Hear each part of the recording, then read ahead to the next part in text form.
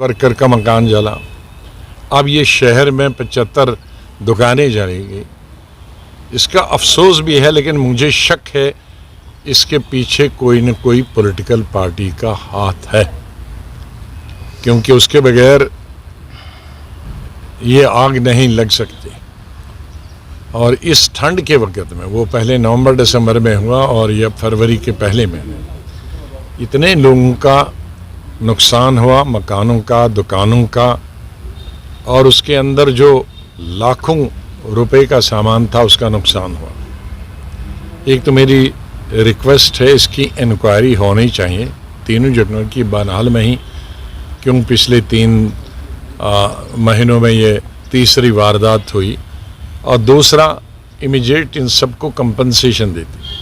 आज कहीं भी घटना में कोई हो जाता है तो 2 लोगों को कोई कंपनसेशन नहीं मिलता जिनका एक्सीडेंट होता है। और चिनाब वैली में जितने भी हिंदुस्तान में एक्सीडेंट होते हैं, सबसे ज़्यादा चिनाब वैली में एक्सीडेंट होते हैं और फेटल एक्सीडेंट होते हैं। कई घर खाली हो गए नौजवानों की मौत से, उसके लिए कोई सरकार की तरफ से कंपनसेशन। आग लगने से पूरा बर्बाद फैमिली हो जाती, जो भी पूंजी होती है, जो भी पैसा होता है, वो घर बनाने या दुकान बनाने में और उसमें माल खरीदने में लगती, उसमें नया पैसा नहीं मिलती। तो मेरी रिक्वेस्ट है गवर्नर साहब से, गवर्नमेंट से भी, कि इमीडिएटली इन जगहों पे भी और पुरानी जगहों पे भी और फ्यूचर में अगर कोई घटना हुई तो ऐसी जगहों पे, और कश्मीर में विशेष रूप से और चिनाब वैली में सिर्फ लकड़ी के मकान होते हैं। यहाँ आम तौर पर हम देखें कि फायर ब्रिगेड न होने के बराबर भी है, और अगर हैं भी, अब भद्रवा में आग लगी थी जी कुछ महीने पहले, तो फायर ब्रिगेड ही मैंने, और फायर ब्रिगेड मुश्किल से ढूंढा, उसमें तेल नहीं थी, और मोटरसाइकिलों से लोगों ने पब्लिक में तेल डला के वो उसको चलाया। तो फिर ऐसे फायर ब्रिगेड रखने का कोई ज़रूरत नहीं है कि जहां आपके पास पेट्रोल नहीं है तो आप कैसे दुकान है, और जिसकी वजह से कई घर भद्रवा में भी जल गए।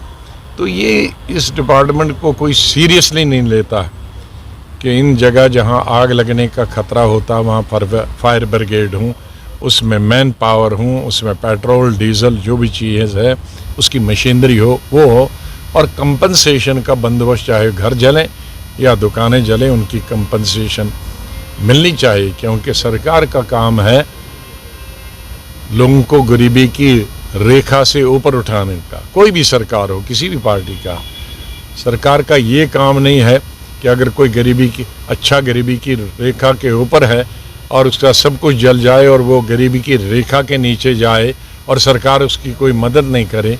तो मेरे ख्याल में ये नीतियों की, सरकार की जो बुनियादी नीतियाँ हैं उसके खिलाफ। आज़ाद साहब, एक बात मैं पूछना चाहता हूँ आपसे कि आपने एक बड़ा एलिगेशन लगाया है कि एक पॉलिटिकल पार्टी, मुझे आप थोड़ा विस्तार से आप बताएं कि नहीं, ऐसा चीज़ नहीं। जो कोई भी अगर कोई एजेंसी, आपने कहा कि पॉलिटिकल पार्टी, कोई न कोई पीछे है। पॉलिटिकल पार्टी क्यों है, मतलब क्या रीजन क्या है, आप तो विस्तार देंगे। आपने एक एलिगेशन लगाया कि पॉलिटिकल पार्टी, कोई दूसरी पॉलिटिकल पार्टी से एसोसिएटेड है तो आग लगा दो, उनको तबाह बर्बाद करो, गरीब करो। कोई एजेंसी जब इसकी इंक्वायरी होगा मैं उसको जरूर बताऊंगा। तो आपको लगता है कांग्रेस? नहीं, कोई भी हो, मैं ये नहीं बताऊंगा। किसकी तरफ आप इशारा कर रहे हैं? नहीं, किसी की तरफ इशारा, वो जो है कोई जब एजेंसी करेगी उसको मैं इंक्वायरी करूंगा, उसको बताऊंगा। अच्छा, तो ये जो आग पे ही हम बात करें, तो आपको लगता है कि एक निज़ाम में बेहतरी लाने की ज़रूरत है, और इसमें एलजी साहब को भी, देखो एलजी साहब ने बहुत सारी चीज़ें अच्छी की, लेकिन शायद ये किसी ने उनकी फोकस में लाया नहीं है, न किसी लीडर ने और न किसी एडमिनिस्ट्रेटिव ऑफिसर ने। मैं भद्रवा की मिसाल दी, और यही मिसाल आज नहीं, उससे पहले जब ठाठरी वगैरह आग लगी थी में भी, गुंदोता कश्मीर में भी, और सैकड़ों दुकानें बर्बाद हुई, और वहाँ कुपवारा में भी हुआ, वहाँ फायर ब्रिगेड है ही नहीं। और अगर हैं तो मशीनरी नहीं चलती, मशीनरी चलेगी तो पेट्रोल डीजल का बंदोबस्त नहीं है, ये सब है तो मैन पावर नहीं है। तो वो ऐसा डिपार्टमेंट रखने की क्या ज़रूरत है कि इसमें मैन पावर नहीं हो, जिसमें आपके इंस्ट्रूमेंट नहीं चल रहे हो, मशीनरी नहीं चल रही हो, आपका डीजल पेट्रोल की व्यवस्था नहीं हो। तो ये इस चीफ सेक्रेटरी को भी इसमें रिव्यू करने की ज़रूरत है, क्योंकि वो कश्मीर में है तो उनको मालूम है कि लकड़ी के मकानों को जल्दी आग लगती है बजाय यहाँ पक्के मकानों के, चाहे वो जम्मू में हों या और कहीं कठुआ में हों। और ये लकड़ी के मकान तकरीबन वही हैं जहाँ बर्फ़ गिरती है, क्योंकि छत उसकी टीन की होती तो उसको टीन को रोकने के लिए या फिक्स करने के लिए लकड़ी ही लगाना पड़ता है। सीमेंट के मकानों में इसका खतरा नहीं है, सिर्फ लकड़ी, और लकड़ी के मकान चिनाब वैली और कश्मीर वादी में ही। सर खास तौर से हम ज़िला रामबन की बात करें, इससे कबल कुरहाल कि इससे नुकसान, करोड़ों का नुकसान होता है, और कई लोग जो गरीबी की रेखा से अपनी मेहनत से, अपनी लगन से, अपने कामकाज करके ये कुछ संपत्ति बनाई होती है, कुछ पैसा बनाने का ज़रिया बनाया होता है, घर में रहने का ज़रिया बनाया था, वो एकदम जल जाता है। तो उसके लिए सरकार को मदद भी कर दी। दो तरीके से मदद होती है, एक तो फाइनेंशियली मदद, दूसरी हो सकती कि बैंकों से, जेके बैंक से लोन उनको 3-4% पे अगर मिल जाए, एक पॉलिसी बन जाए, तो वो दोबारा से खड़े हो सकते हैं।